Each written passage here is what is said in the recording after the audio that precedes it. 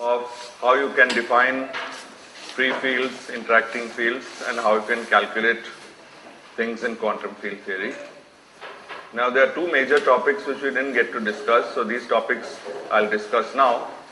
One is the Higgs mechanism and the other is non-abelian gauge theory. Both of these will be very relevant for the next course which starts tomorrow on particle physics, as well as everything else I've done would be relevant. There are also many things like parity violation which I couldn't do and which will also, but I think they'll be taught to you. Anyway, I will do these things not from a point of view to connect them with experimental facts today, but just from a theoretical point of view to understand what is the theory. And then from tomorrow you will be working with the theory which actually connects all these ideas to experiments. So with that, let me talk about first the Higgs mechanism.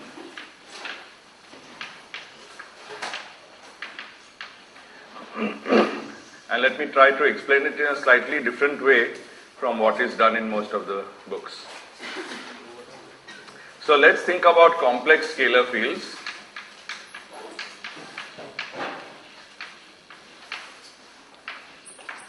So these are phi and phi star. And we've already discussed a natural Lagrangian.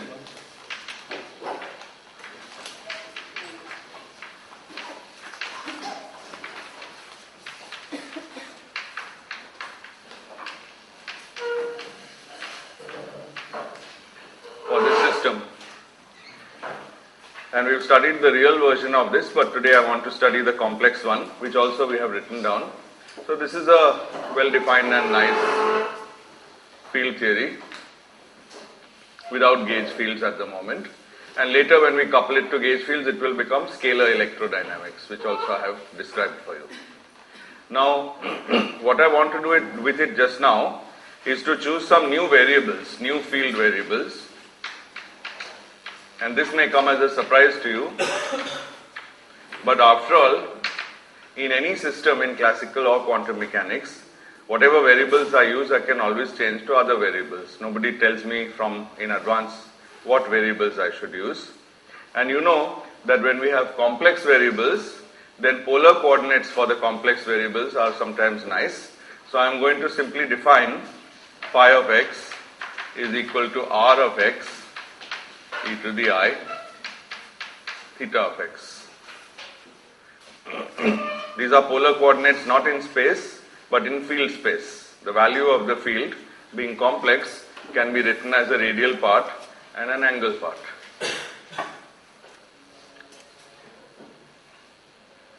Good. What can we do with this change of variables? We can rewrite this Lagrangian in these new variables. Okay. So the Lagrangian is now, so there's 1 by root 2 that's we put here. So now the Lagrangian becomes half del mu r minus half m squared r squared minus lambda over 4 factorial r to the 4th minus, rather plus, half r squared del mu theta. So that's the Lagrangian. You see a few nice things about it. First of all, the part which doesn't depend on theta is now the Lagrangian of a real scalar field, the one we started this course with. There's a part which depends on theta, but it's rather strange. In fact, this doesn't look like a kinetic term because a kinetic term should be quadratic in the field. This is 4th order in fields, 2 thetas and 2 r's. Yeah? How can that happen? It can happen because of this change of variables. It's highly nonlinear. It has an exponential in it. So that's what you get. Now, of course, when you write a field theory and new variables, you don't get something new. You just get a new way of thinking about it. And also, you may have to pay a price if your variables have some problems. And polar coordinates have some well-known problem. What is that? No, what North Pole? These are plane polar coordinates, not spherical polar coordinates. There is no north pole in a plane, but just something similar to what you are saying. These are plane polar coordinates. That r e to the I theta parameterizes a plane, not a sphere. So where is the problem? At theta equals, no, r equals 0. At the origin. So singular at the origin, and that's reflected in the fact that when r is 0, the kinetic term for this theta seems to vanish. In fact, theta seems to vanish from the Lagrangian when r is 0. So these coordinates are somewhat singular and not necessarily convenient. But in the situation I am about to discuss, they will become convenient.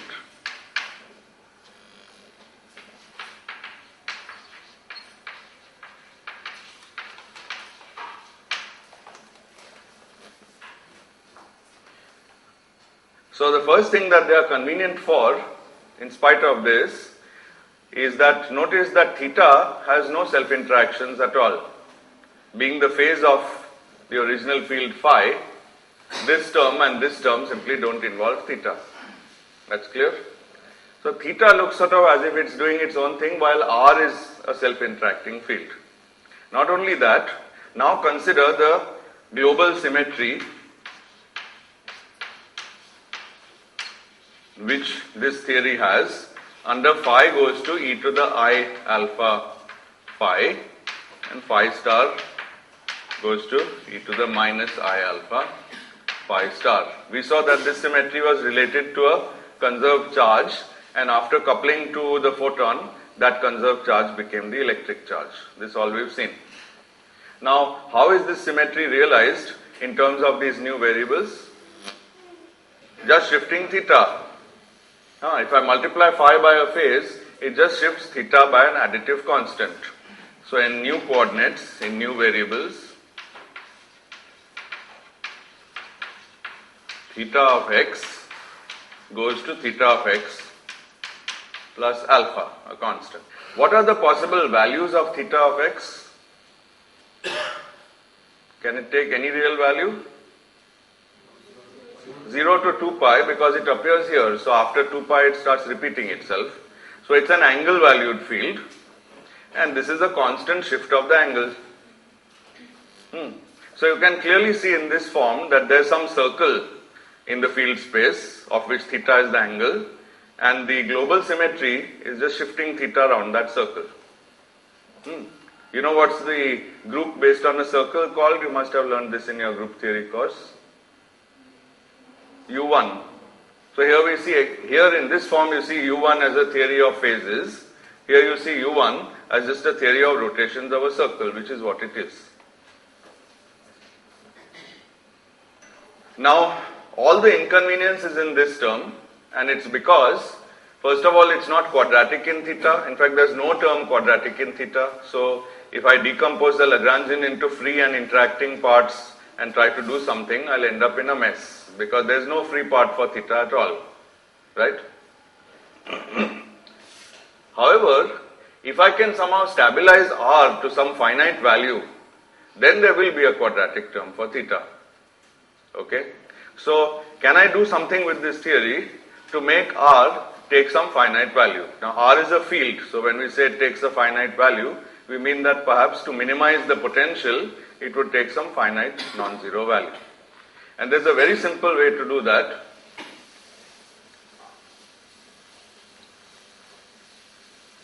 And leads to a very interesting theory.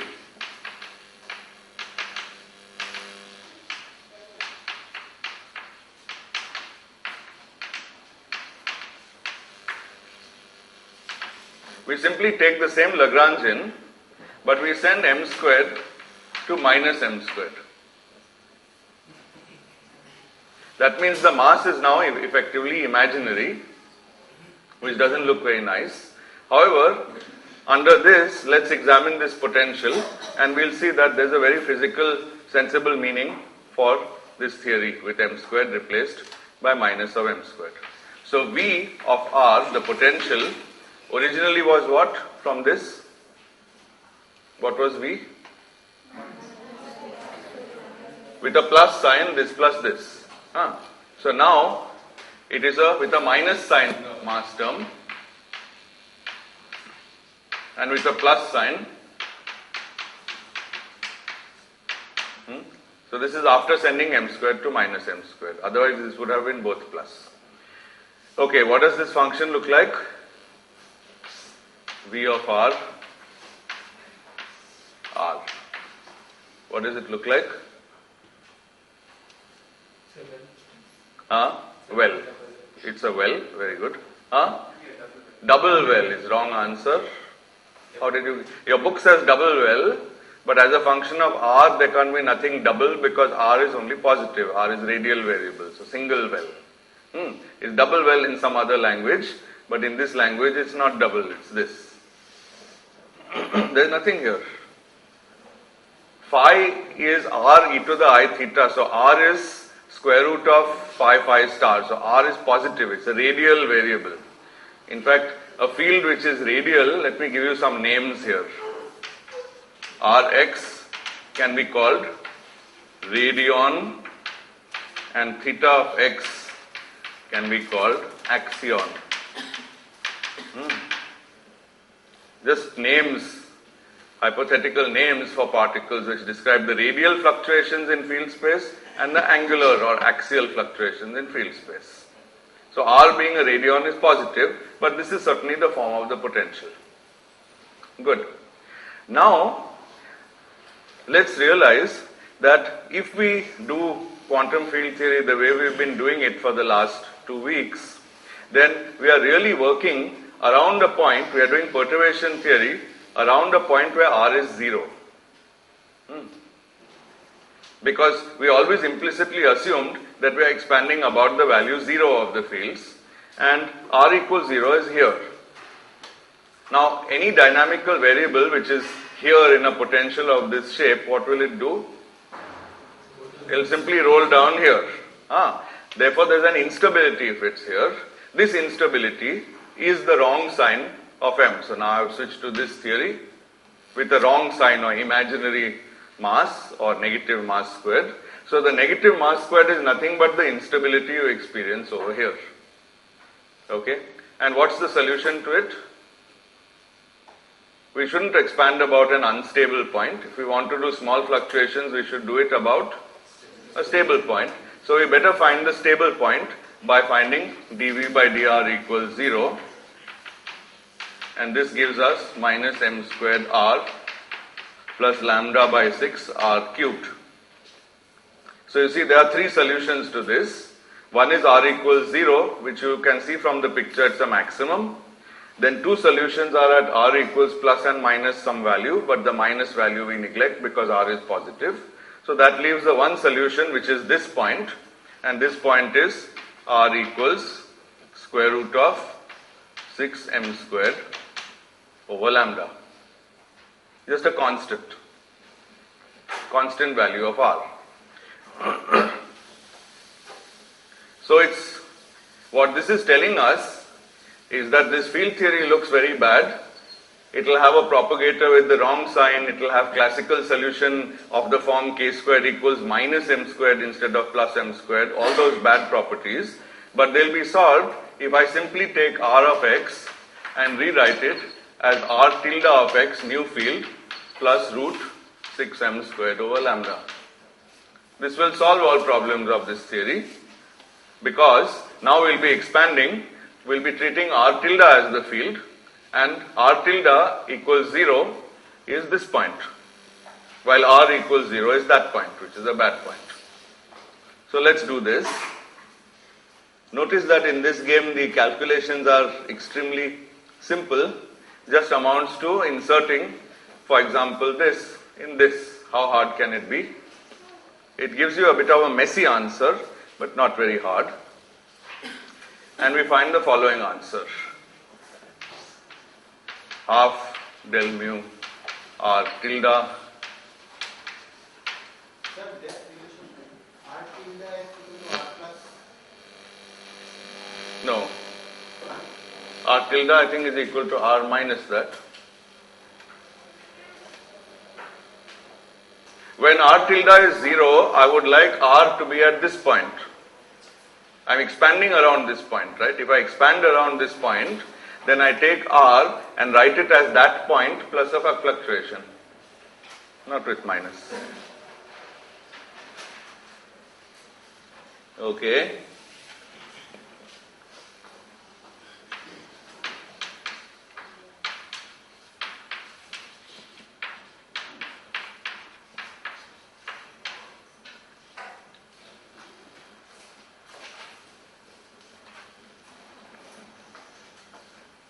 So this is a good exercise to do, and I'm sure everyone can do it.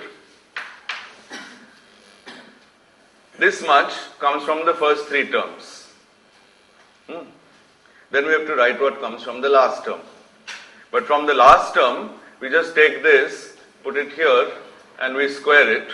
So we get one term which is half into 6m squared by lambda del mu theta.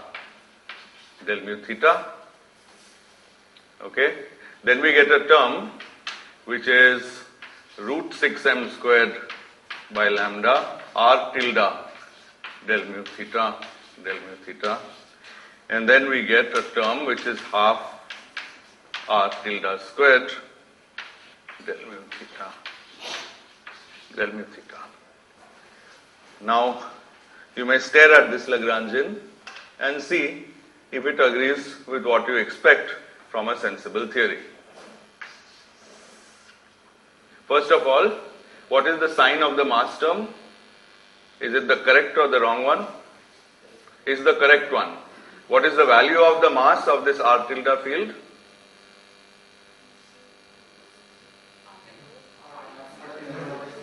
Sorry?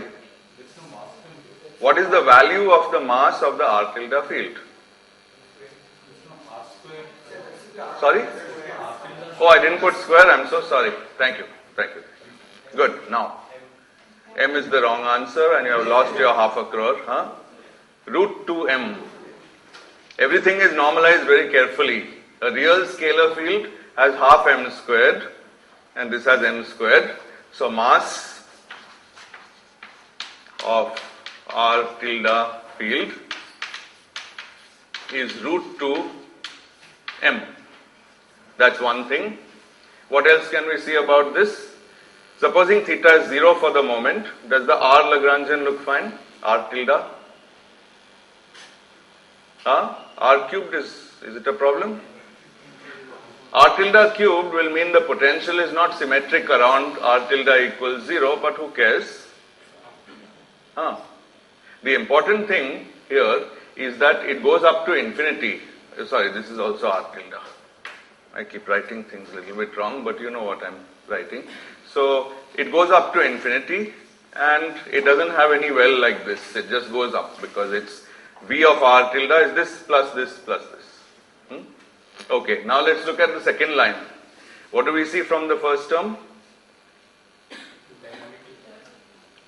Theta has a kinetic term now, honest kinetic term. Maybe this is not the best possible normalization, but that we can worry about. But it's a kinetic term. So theta is a propagating scalar field. What is the mass of theta? 0. What is the potential for theta? V of theta? There is no potential for theta. It has only what we call derivative couplings, but no potential. So the second feature of this Lagrangian is no potential at all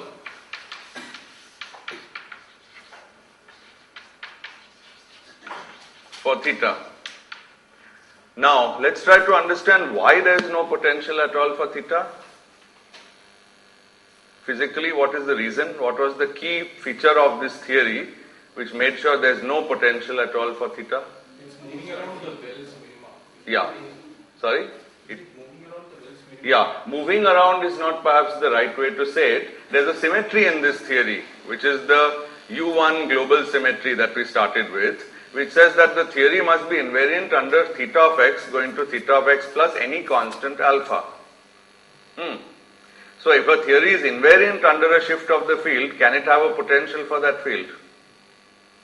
No function of theta can be invariant under theta goes to theta plus alpha. the only functions which can be invariant are functions of derivative of theta. These are there. These are invariant under theta of x goes to theta of x plus alpha when alpha is constant. Right? So we learn that an axionic field has only derivative couplings.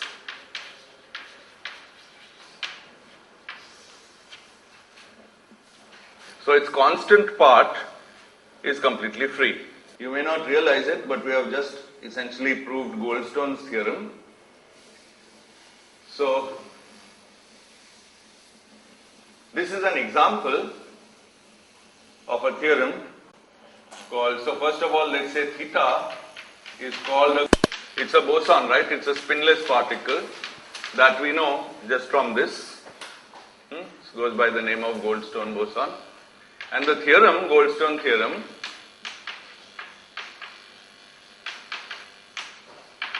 is that whenever, now I'm putting global in brackets, global continuous symmetry is spontaneously, is a lot of words, but when we go through them, we'll see that it's nothing but what we already know.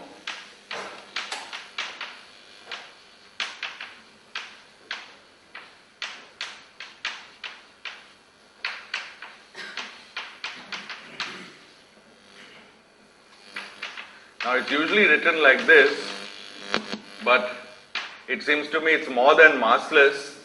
It's a axionic particle, that is, it has no potential at all. Okay, so first of all, global continuous symmetry. This theory has such a symmetry. What was it? Theta of x goes to theta of x plus alpha, or phi goes to e to the I alpha times phi. So what is spontaneously broken? That's the key question. Spontaneously broken means that if I try to minimize the energy, find the ground state of the classical system, any choice I make will fail to respect the symmetry. Okay, let's see why that is true in this case. The symmetry acts on theta as theta plus alpha.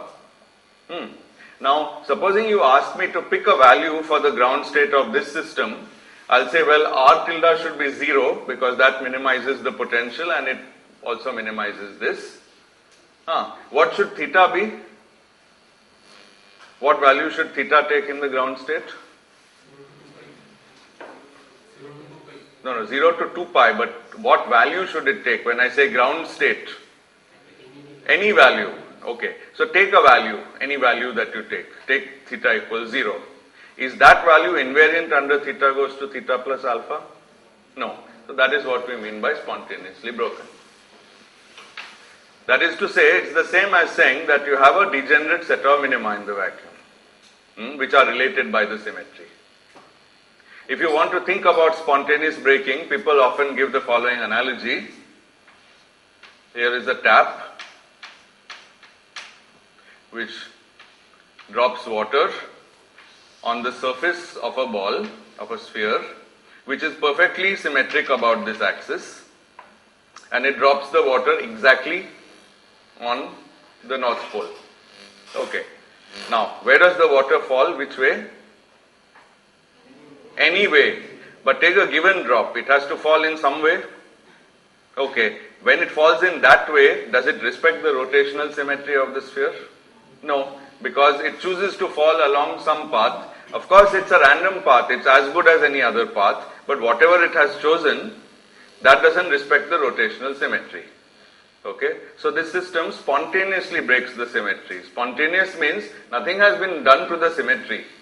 We have just put an unstable mode which is forced to go down, forced to find a way down, but there is no way down which respects the symmetry.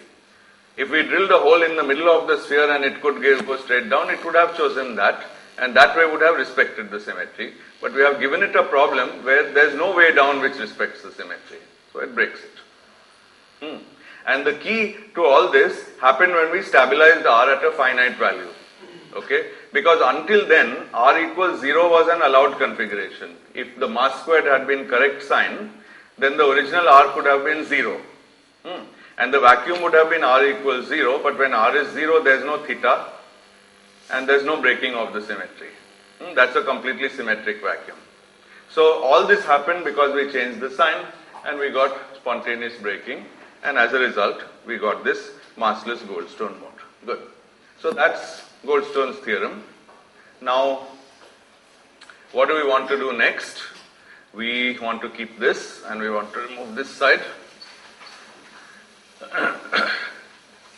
The question we want to ask now is, what happens if we couple this? Okay, what happens if we try to promote alpha to a local transformation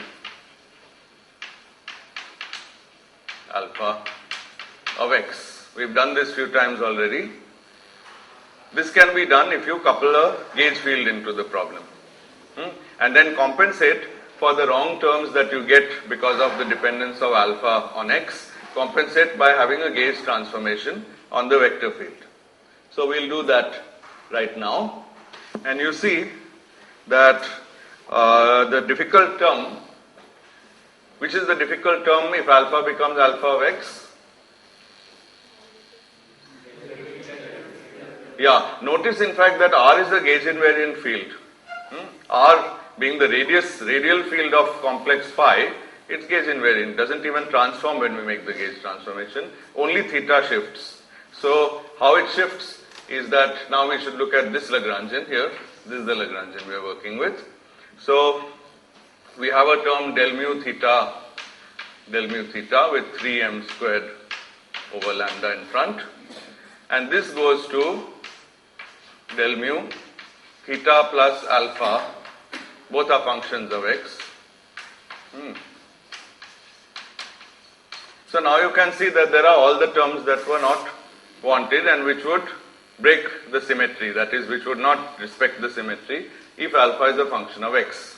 If alpha is not a function of x, of course shifting theta inside del mu doesn't do anything. That's why it was a global symmetry. But now we are trying to promote it to a local transformation. So del mu alpha and del mu alpha terms from here will come out, and these are the terms by which the Lagrangian is non-invariant. So how do we fix this? We fix it by introducing a gauge field.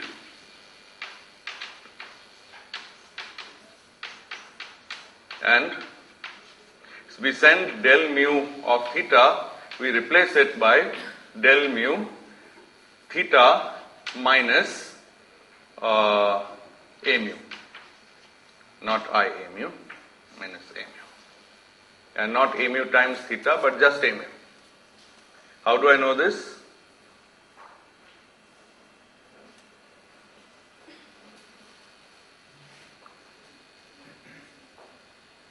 In the other variables, I got del mu minus I a mu, right? There was an E I'm not worrying about, E might be there, but there's no I here. But you can see that this fixes the problem. How do you see that it fixes the problem? This quantity itself is perfectly gauge invariant under theta goes to theta plus alpha and a mu goes to a mu plus del mu alpha. You can see it, no?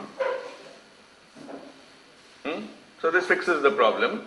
So that means that in the theory with a gauge field, I can introduce the wrong sign mass term, get this theory, but the theory I get I end up with wherever del mu theta is present, it has to be replaced by del mu theta minus a mu. That's the new feature. So I can now write the Lagrangian of this theory just by modifying what's on the board.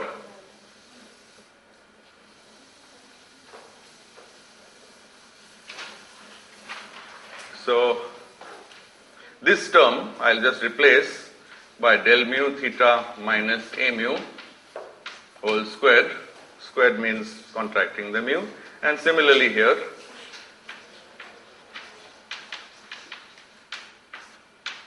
And similarly here. And what else should I do to make the gauge field actually propagate? I should add, so I'll add it here.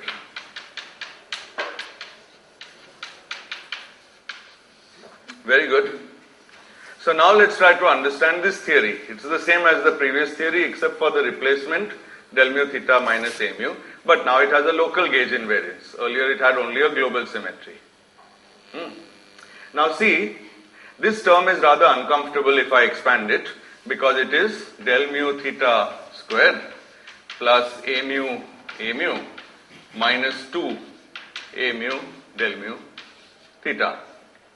You see that it's not diagonal in the two fields theta and a. It has a cross term which is linear in theta and a. So how will I treat such a Lagrangian? This is from the free part of the Lagrangian. That is, it is quadratic, but it's not diagonal. But I can easily diagonalize it by a field redefinition on A. What should I do? I just perform a field redefinition. A mu goes to what? E to the power I. No, I cannot do any e to the power I on a mu. A mu is a real field. It never gets any phases. And anyway, if I did, well, how would it help me? Look at the expression. This is the term I'm trying to diagonalize. So I can diagonalize it by shifting a mu by what? 1 over what? Just del mu theta. A mu plus del mu theta. Is this a legitimate change of variables? Why not? I can always change variables. I don't remember starting this course saying that from now there's a new law that you can't change variables. You can always change variables. The question is whether the variables you get at the end are good variables, are useful variables or not. That we have to see. So let's see what is the effect of this field redefinition on this Lagrangian. What is the effect? What is the effect on the first line? Nothing. What's the effect on the second line? So the second line becomes, the first term is 3m squared over lambda a mu. Yes? The second term is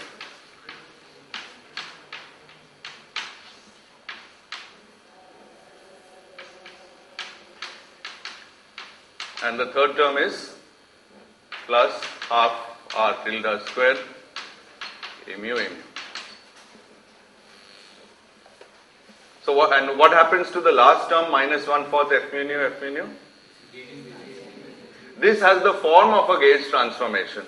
Remember, it's not really a gauge transformation, because if I was doing a gauge transformation, I should also shift theta. Theta should be shifted along with it. It's a field redefinition, but as far as the last term is concerned, it's like a gauge transformation mathematically, so it leaves minus 1/4 f mu nu equal to 0. It's like a gauge transformation, but it uses a field theta rather than a parameter. Okay? So at the end of the day, what happened to theta?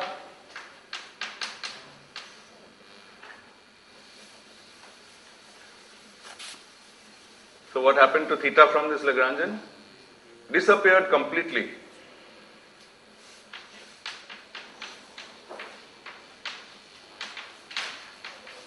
That's one thing that has happened.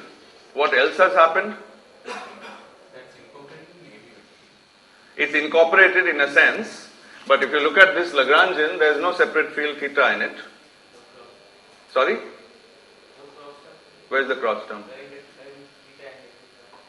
Sorry? Yes, we have. So therefore, we've got rid of the whole thing, right? We wanted only to get rid of this, but in the bargain we've also got rid of this. So theta has been disappeared from the problem. What does this term look like now? Mass term for what?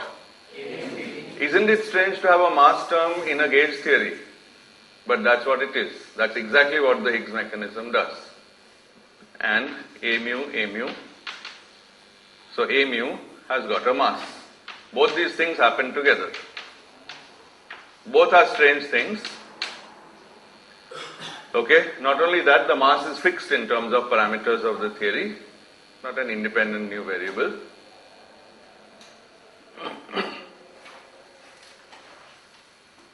And I wanted to say one more thing, but I've forgotten it. Why do you say that? But I couldn't have lost the gauge invariance because it was a gauge invariant theory with a gauge invariance under shift of theta and a mu goes to a mu plus d mu alpha, and all I've done is made a field redefinition. I can anytime make the field redefinition back and go to that form. Whatever I can do with that theory, I can do with this theory. Problem is that in this theory, I can't give you any physical interpretation because this term means that every now and then the a mu field will propagate into a theta field without any interaction. But it's the same theory. So I haven't lost gauge invariance. So what we learn is, with a gauge field, with gauge invariance, Goldstone's theorem is no longer true. Instead, Higgs's theorem is true.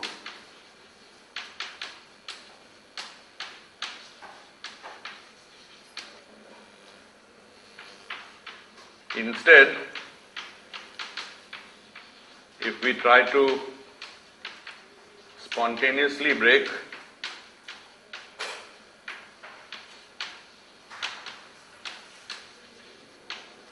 a local symmetry,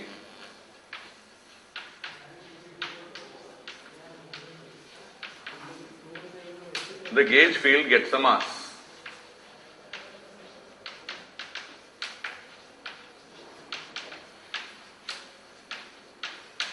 Now you may know that in a relativistic theory, a massless vector particle has only two polarizations. We have stressed this repeatedly.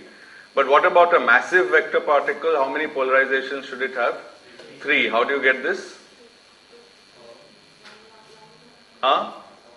If it's massive, I can boost it to its rest frame. In its rest frame, I can use non-relativistic physics. And I know that if J is 1, then there are 2J plus 1 polarizations, which is 3. It's only the massless case which is strange because it's always relativistic. Massive case is very clear, 3 polarizations. So you see that something has been conserved, namely theta has vanished, but since A has a mass, it has one extra polarization. So that one field which disappeared turned into the third polarization of this gauge field, which is now massive.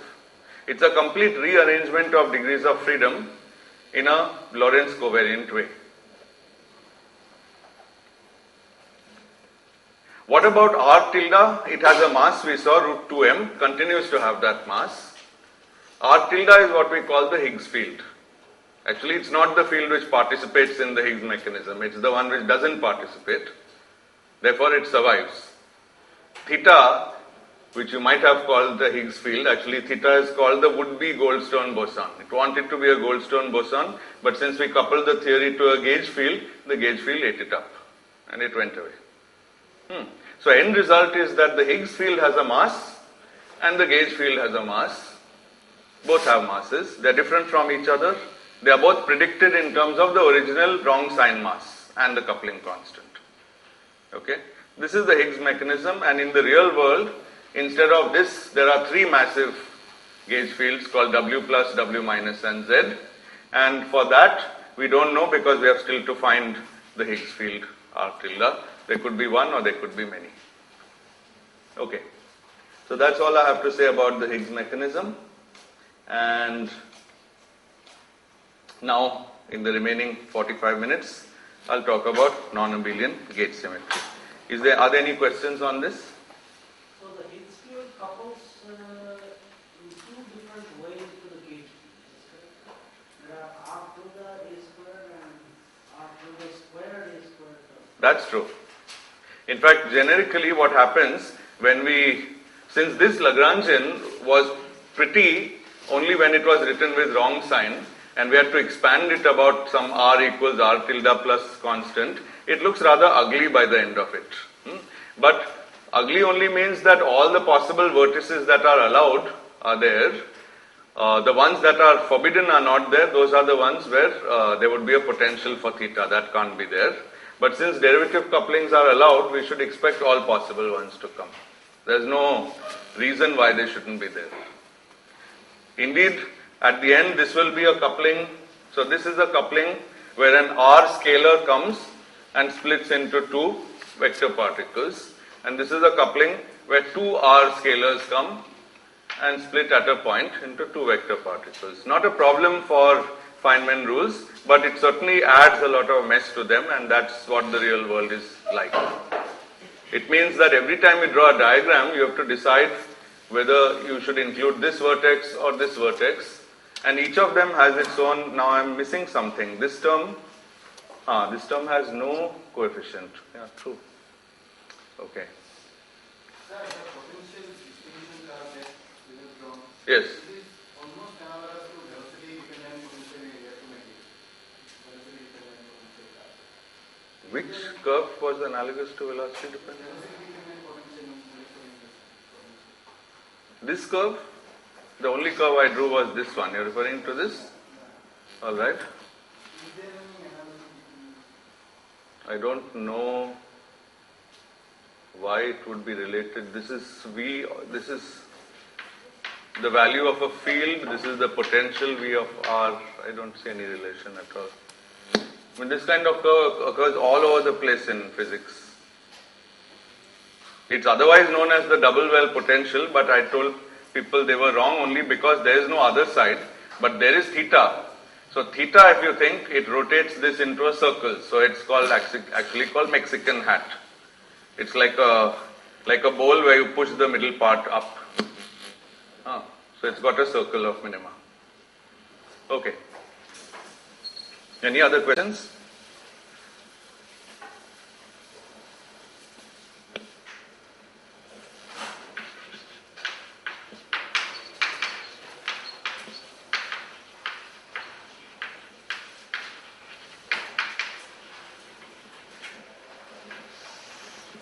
This is a very large subject and very important in real life, but here I'll just try to give you the theoretical approach which makes it plausible to understand how it arises. So it arises from a very simple consideration. Suppose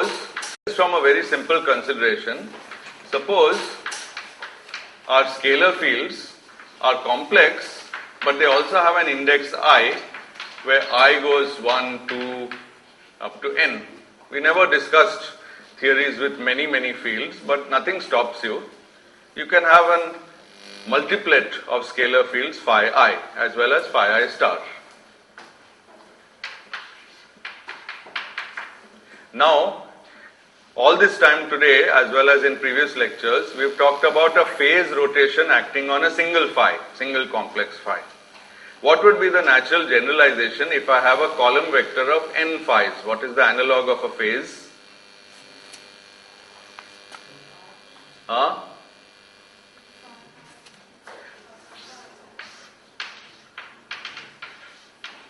The analog of a phase is something such that when I take the inner product of this with its star transpose, I get back the original thing.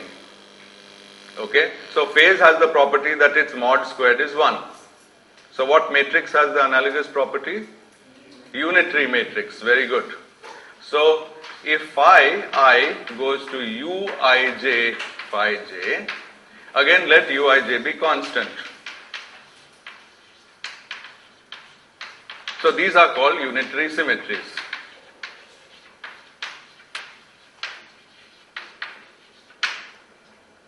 It's easy to make a Lagrangian that's invariant under unitary symmetry as long as uij is constant.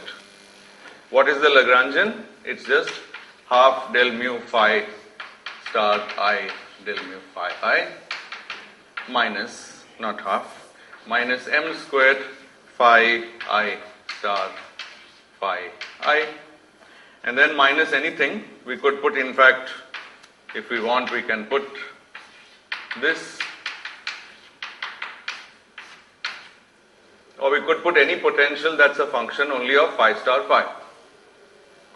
Can you see that this Lagrangian is completely invariant under this unitary transformation? What happens if I send phi to u times phi?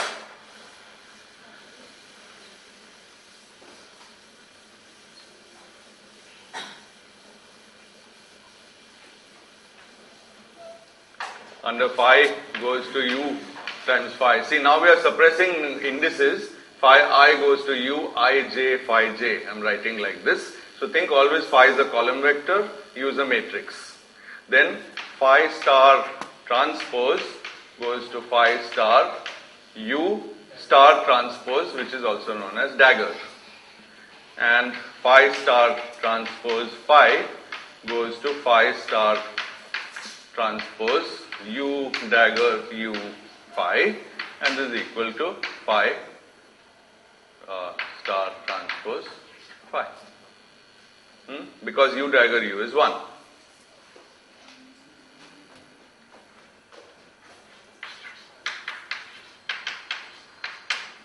Is that clear? Now notice that among these there would be some special matrices of the form this.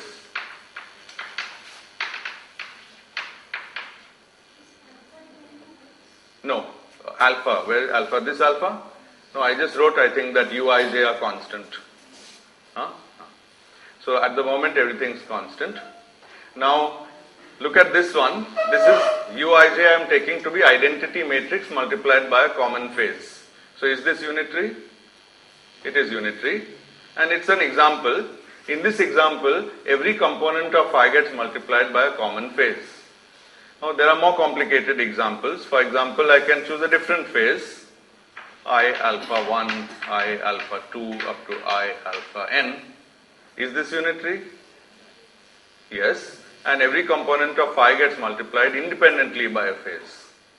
But the fun comes when I don't choose a diagonal u, but something more complicated, arbitrary. Whatever it is, that's unitary. Because now, when it acts on phi, it will rotate different fields into each other. Not just multiply a given field by a phase, but take it into another field. How will it do it? Well, whatever it wants, it's any possible unitary matrix can be used here, and we get a global symmetry, and corresponding to that we'll get a conserved current. All that can be worked out. So that's the structure of this theory, and now we want to do our predictable trick. Try to make, so let's use the word promote u to a local invariance, which means u is now u of x. Here's the Lagrangian. Where is it going to fail? If u is u of x, then invariance of this Lagrangian will fail in which term? This term, and because of derivatives of u. So, by now we are used to this process. At least 3 or 4 times you've seen this happen. So what will we do? We'll simply work out what goes wrong with the Lagrangian and then try to introduce some gauge field or gauge fields which will repair that problem.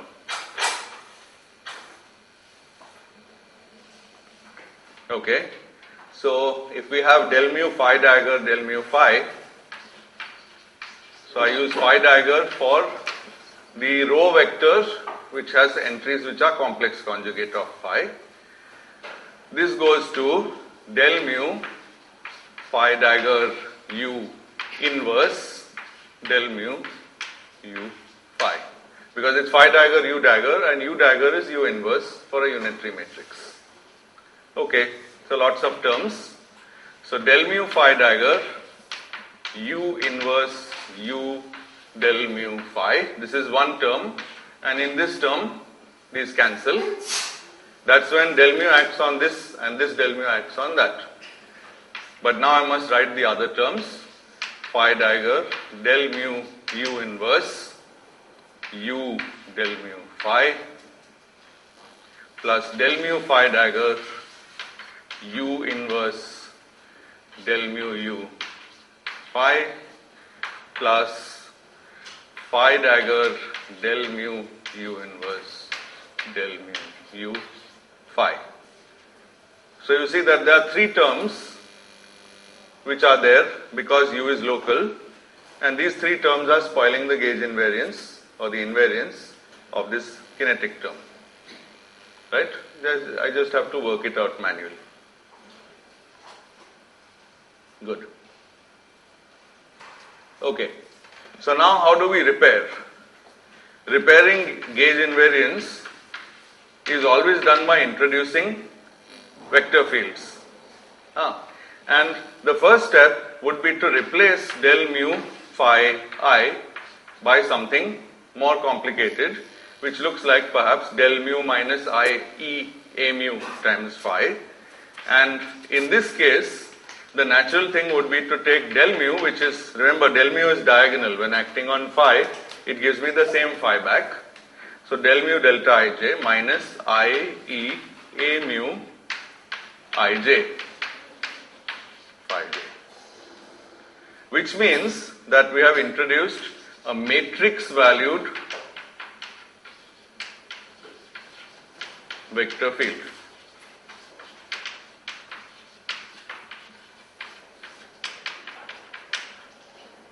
Simply that.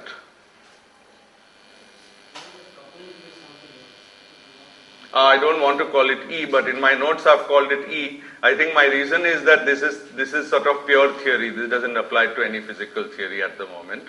So I can call it whatever I want. But certainly in the following lectures, people will give this names like G or whatever, G or G prime or various things. Okay, so this we guess that it will repair the problem, but in order to repair the problem, we need to work out what should be the transformation law of A. So for this, we can use, so the idea is the following. Let's call this d mu phi I, the whole thing, where d is covariant derivative, and we require, so if we make this change, then the Lagrangian now would contain half d mu phi, just like for scalar electrodynamics. And we require that A transforms A mu ij to transform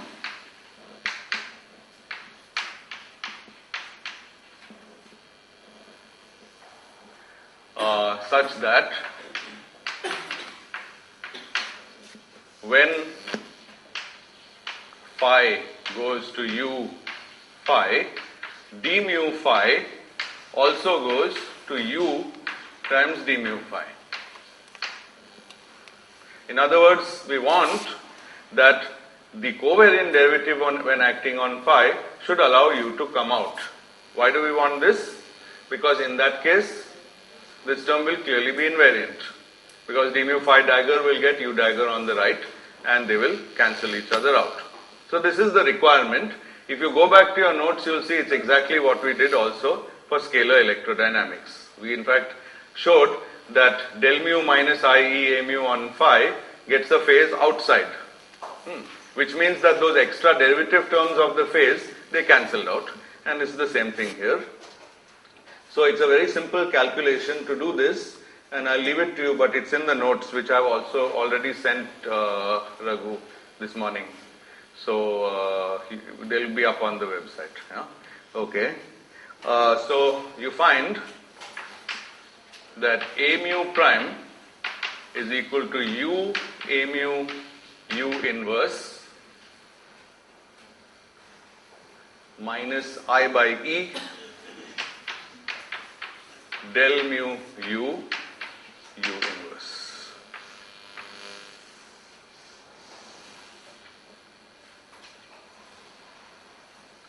It's just 2-3 lines calculation. Now let's see if this fits with anything we know. Okay, so here in my notes I've used boldface. Here I don't know how to use boldface on a board. So I'll just put this thing under to indicate that these are all matrices and all are multiplied by matrix multiplication. So does this agree with anything familiar? Well, we can always specialize to the case where the vector, column vector phi has only one component, specialized to n equals 1.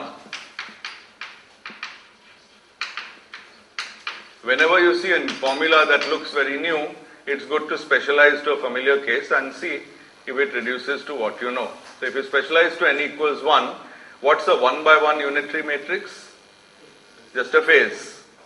So then U is actually equal to e to the I alpha, and alpha is a single function. So let's put that here. A also is now 1 by 1.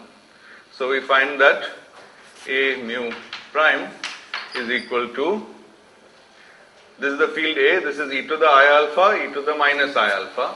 Since everything is 1 by 1, they all commute and this cancels this. So we get A mu. In the next term, what do we get? What is del mu of U for that U? It's I del mu alpha.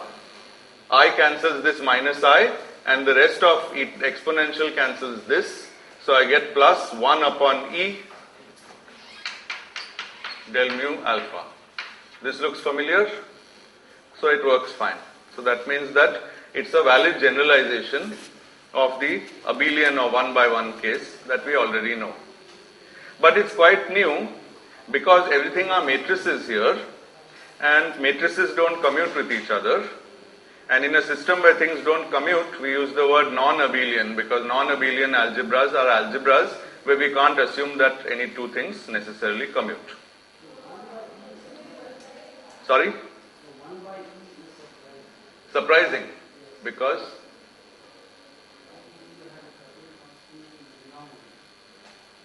actually there's no harm. We always had it.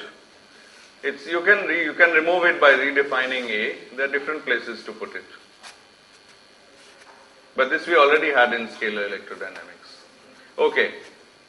So notice that this is the gauge transformation no matter whether alpha is finite or infinitesimal. Nowhere we said alpha should be infinitesimal. It's also true for the finite one. But in this case, the structure of the finite and infinitesimal ones are quite different. This is the finite one. So let's take a look at the general case but infinitesimal. General means now back to arbitrary n but infinitesimal. Okay, even before that, let's notice that any matrix U of x can be written as e to the I lambda of x, where lambda is a Hermitian matrix. This has nothing to do with the lambda of Lorentz transformations, just using the same symbol again. Is it clear that if this is Hermitian, then this becomes unitary? Because if I take dagger of this, I get e to the minus I lambda dagger. Lambda dagger is lambda. And e to the minus I lambda cancels this, so u dagger u is 1. And this is convenient because it's very easy to write down a most general Hermitian matrix. What do? I just write down the n by n matrix and fill it up with numbers on the upper triangle and the complex conjugates on the lower triangle and real numbers on the diagonal. Then it's Hermitian, finished. It's not at all a problem to write Hermitian matrices. Okay. So therefore, this transformation law is now e to the I lambda a mu e to the minus I lambda minus I by e del mu e to the I lambda e to the minus I lambda. Now, let me assume that lambda is small and work to first order. This is what it means to have an infinitesimal transformation.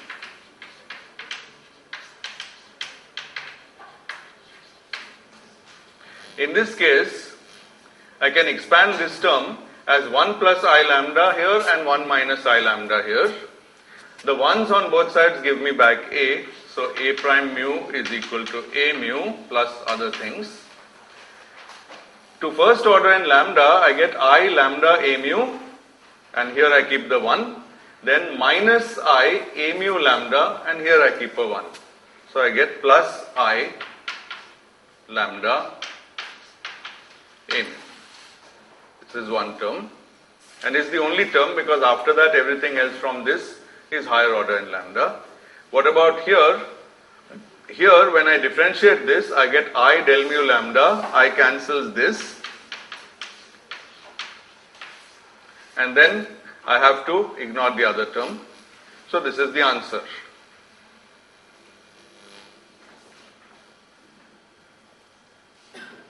Okay.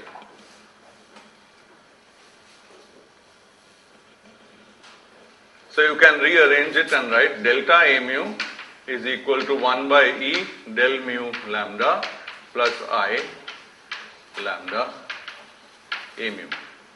Notice the key difference. In the abelian case, A just varied into the parameter.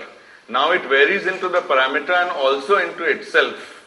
This is a homogeneous part in a term that involves a commutator of matrices. This term is absent in the abelian case because the abelian case is when there are no commutators. Everything becomes numbers. Okay. Good. Okay. Now the last step, so we are done actually, in the sense that now we have a theory invariant under the pair of transformations. So let's write the theory. This minus some v of phi dagger phi, which I can choose as I like, is invariant under local gauge transformations, which are phi goes to u phi and a goes to u a u inverse minus 1 by e del mu u minus I by e u inverse. So that's done. Okay. What's missing? What do we need to add to this theory now? Yeah, we should have 1 by 4th f mu nu. Otherwise, these new fields that we have introduced won't propagate. So this will be a gauge invariant theory, but somewhat useless one. If we want these new fields A mu, matrix valued fields A mu to propagate, then we must introduce some analog of f mu nu. But now we need to be much more careful because we don't know what is the analog of f mu nu. We have to find it out.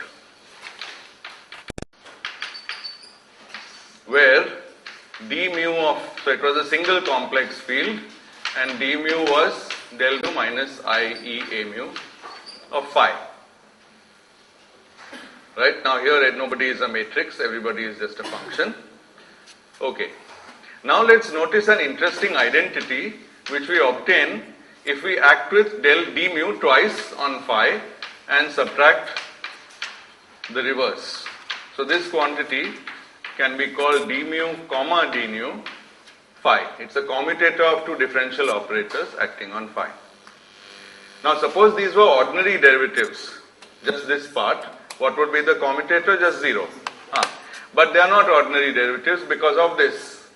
So the commutator measures the failure of two derivatives to commute due to the presence of A, and it's an easy exercise to see in this case that whatever you get is automatically gauge invariant, because if phi transforms under a phase, the phase can travel through D. That's why D was constructed, so that the phase can travel through, and therefore if the phase can be as well here or here, it means that this quantity must be gauge invariant. So if we do the exercise, you can see what we get when we do del nu, then this del mu acts on A nu with minus IE. So this exercise immediately gives f mu nu phi, and f mu nu is gauge invariant. This is all in the abelian case. You can think of this as a way to discover f if I had never heard of it, but if I knew the covariant derivative. That is, knowing the covariant derivative, take the commutator of 2, whatever comes out is a field strength. This is a very deep mathematical result. It's an example of that. Also applies in gravity, applies in many situations. Okay. Technically this calculates the curvature of a certain bundle, but we need not worry about all that language. It's a way to get f. Now we can simply apply that here, where D is matrix valued because D contains A in it, the matrix A. So we can compute D mu matrix, D nu matrix commutator on the vector phi, and we find the answer to be, again it's done in the notes, we find the answer to be minus IE f underscore on phi, where F mu nu is del mu A nu minus del mu A mu minus I E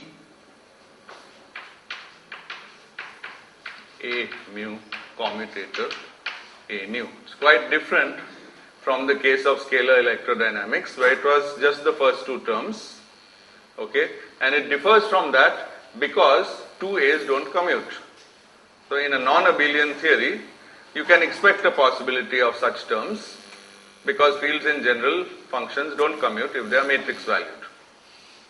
Okay, notice another thing, just like this is antisymmetric, this term is also automatically antisymmetric, being commutator of A mu with A nu. Okay, if you look at its scaling dimension, which we learned how to count, A has a dimension of 1 in energy units, so does del. So this has dimension 2, this has dimension 2, and this also has dimension 2. So it's completely reasonable term. Okay. Now there's one departure from the property. There we saw that F is gauge invariant. In fact, this F is not gauge invariant. Instead, it's a two-line calculation to see that F mu nu under a gauge transformation simply goes to U F mu nu U inverse, but not the other term. This is the only term. There's no other term. Now this should immediately tell me how to make the analog of minus 1/4 F mu nu F mu nu. What should I do?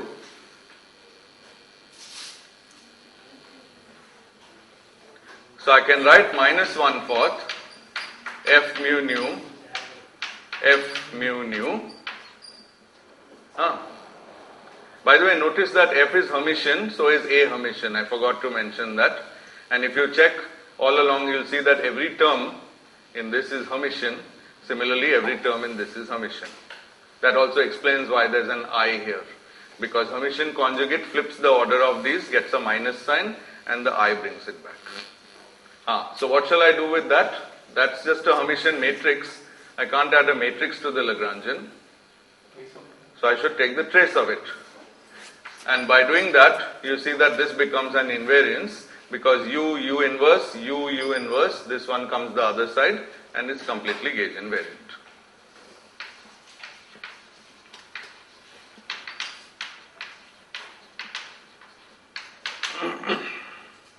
So that's it. So by using some very simple calculations, we've arrived at the theory d mu phi dagger d mu phi minus v of phi dagger phi minus 1/4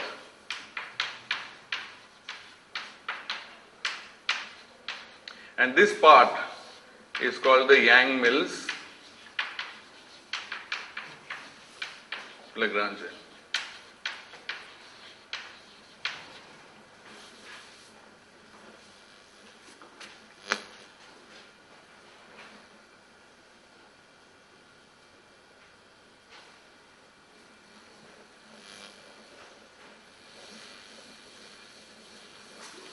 Now I'll just highlight some, question? Half, where? Here? No, when phi is complex, we never put a half. That's why if you go back to where I started today, phi was complex and then I defined phi as 1 by root 2 r e to the I theta. So r being real, because of 1 by root 2, the half came. So the half is always put for real and never put for complex fields. There's a very good reason. Since these are complex, I vary them independently. So if I vary phi dagger, I'll get d mu phi. But if it was real, then I have to put a half, so that again I get twice d mu phi, and with the half I get it once. So it's just a convenient normalization, so that varying with respect to phi, I always get 1, the term with coefficient 1. This also, if you work this out carefully, you'll see it's the same logic which applies here, but you have to expand out F mu nu into its various pieces. Okay. Now, any more questions about this? Yes. Yeah, motivation is not clear at all. And in fact, good, thank you. Yeah, what is the rest of your question? That's it. In 1954, the motivation was more bizarre. At least today, I know that you can laugh as much as you like, but this theory is going to be taught to you from tomorrow for 2 weeks. Okay? But in 1954, Yang and Mills had no way of knowing that. They just said, well, Maxwell theory is correct. This is a natural generalization. Field theory likes to make use of beautiful mathematics if it's natural. So let's do it and see what we get, and let other people worry what use it is. So 1954 they found it, and they only found a special case of SU2. They didn't even bother to work out the general unitary case. And forget unitary, actually today we know that you can do this part with any group. It can be unitary, orthogonal, symplectic, exceptional, G2, F4, whatever you like. So it remained as a mathematical curiosity from 54 until the late 60s. During this period, 2 or 3 cranky people, notably Martin Weltman, kept studying them thinking this must be very interesting, but let's find out whether the theory is renormalizable. Again, I described yesterday what renormalizable means. Again, with no application to physics as such. The application came suddenly towards the end of the 60s when Weinberg and Salam and Glashow, in different ways and different combinations, thought that might be a nice idea to model the weak interactions using this Lagrangian. And later, Weinberg and then Gross, Wilczek, Politzer thought it might be a nice idea to model the strong interactions using this Lagrangian. But at the time they thought of it, it didn't seem clear why you should bother. It's just that people were stuck in understanding both weak interactions and strong interactions. And these theories had a look of being renormalizable, but it was not clear that they were. But if they were, then they were available to describe things which we didn't have any descriptions for. So you should always keep in mind that these people were desperate to describe something which was already observed in nature. And they were looking for all possible new places where they can find some tool, some gadget which will work. And it's amazing that this gadget worked for them.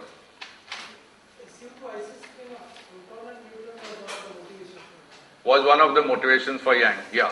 So, okay, but there was no motivation to make that local, and today we know that that symmetry isn't local and it's not even exact.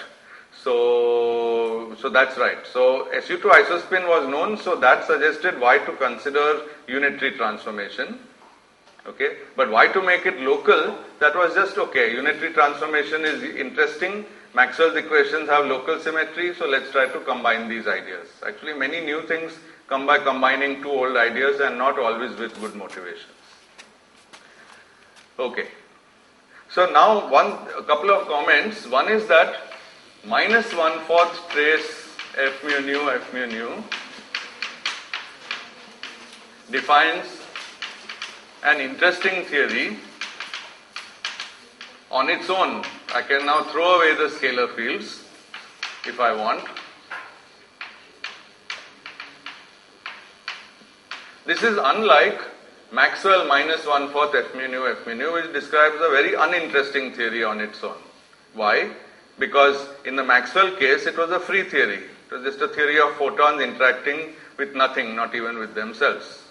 This is not a free theory. Why? Let's write it out. You remember the expression for F mu nu? So I'll write out. So minus 1/4 trace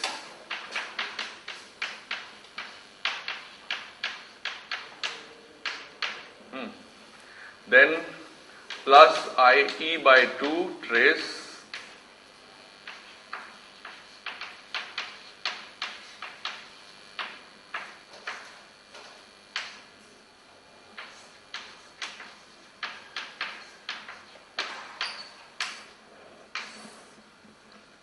and then plus 1/4 E squared by 4. I'll check the signs in a moment.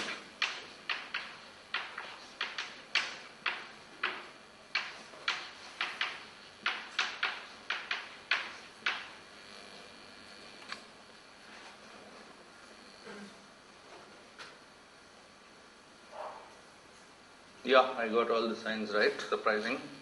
So, Out of this, which is the free part and which is the interacting part?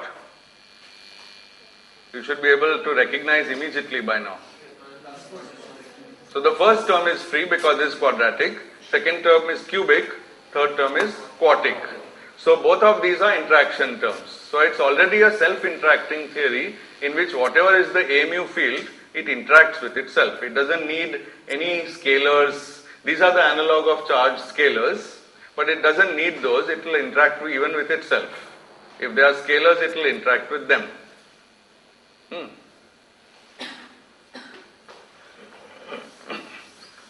So the first term actually looks, if you think about this, since it's quadratic, you can actually decompose it into independent terms for every component of the matrix, every independent component of the matrix.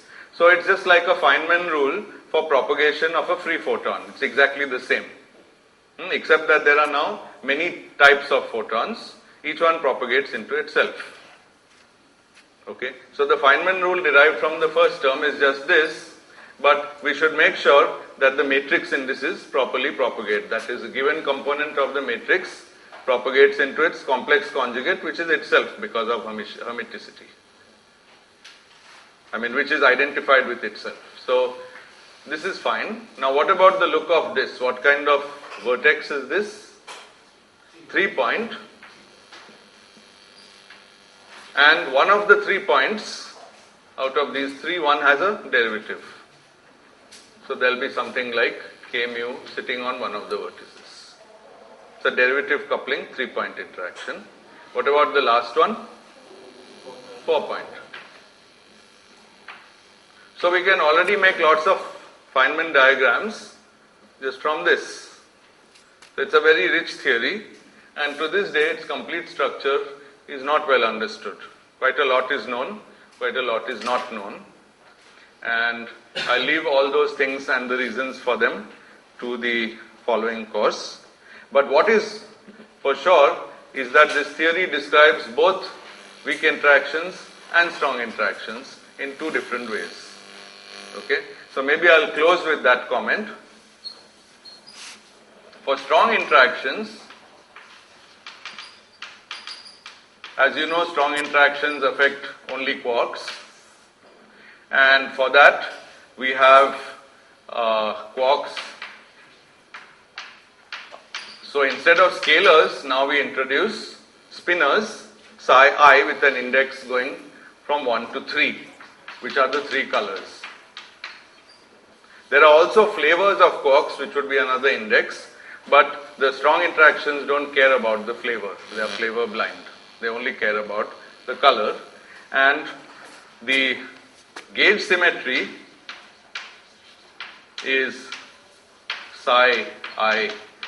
It's exactly what I've just been describing, except that, and U dagger U is 1, but instead of being in the group U3, this is the group SU3, which means det of U is also 1. Okay, in general, det of a unitary matrix can be any phase, okay, but that phase actually is already associated to electrodynamics, so that doesn't come into this. In this theory, we take U to be in SU3, and then we simply write I psi bar I gamma mu. Now we put a G, there's delta Ij here. So we've coupled the gauge field to psi bar psi, and then we add to this minus 1/4 trace F mu nu, and this is the theory called quantum chromodynamics, or QCD.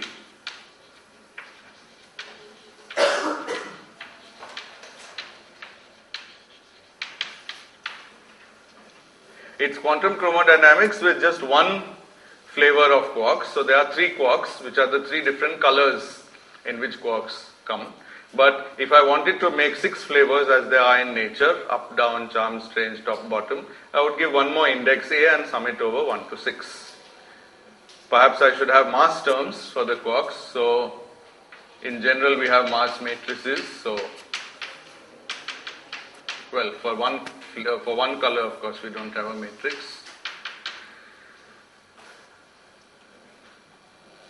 And how many of these amus are there in this theory?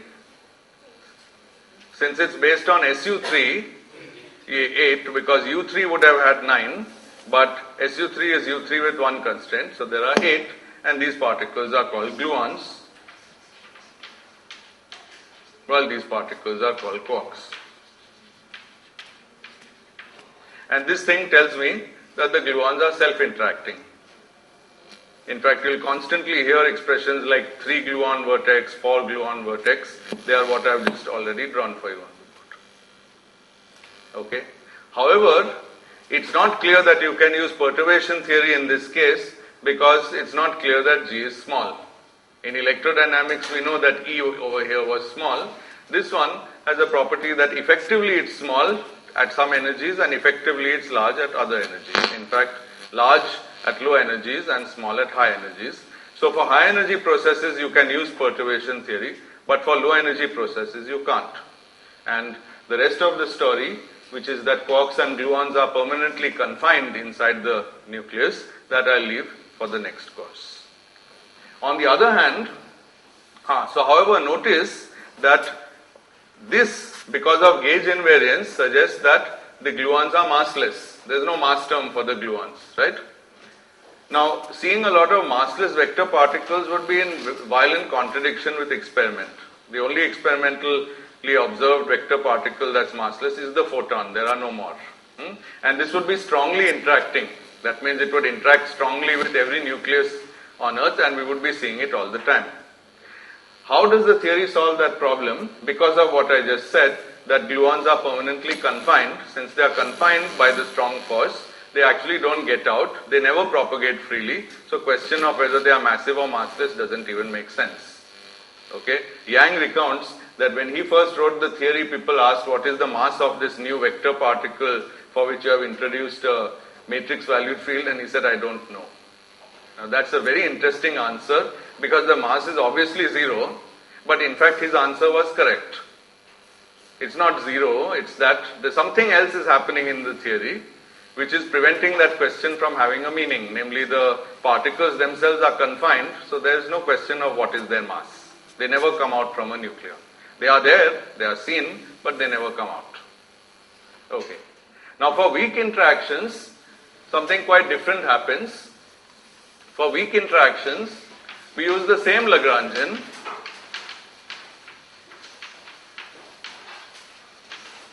-1/4 raise F mu nu. This time it's coupled to the weakly interacting particles, which is to say all the fermions, quarks and leptons, all of them have weak interactions. The gauge group this time is chosen to be SU2 cross U1. So it's a direct product of a non-abelian and an abelian group. Again here it looks like we have a massless theory. Okay, because again it's gauge invariant, so we can't put a mass. However, this would contradict weak interactions where we know that they are short-range interactions. Okay, so the question was how to play the trick here so that we effectively get a mass. And the answer is what I discussed in the first half of this talk, namely the Higgs mechanism. So this time mass is via Higgs mechanism.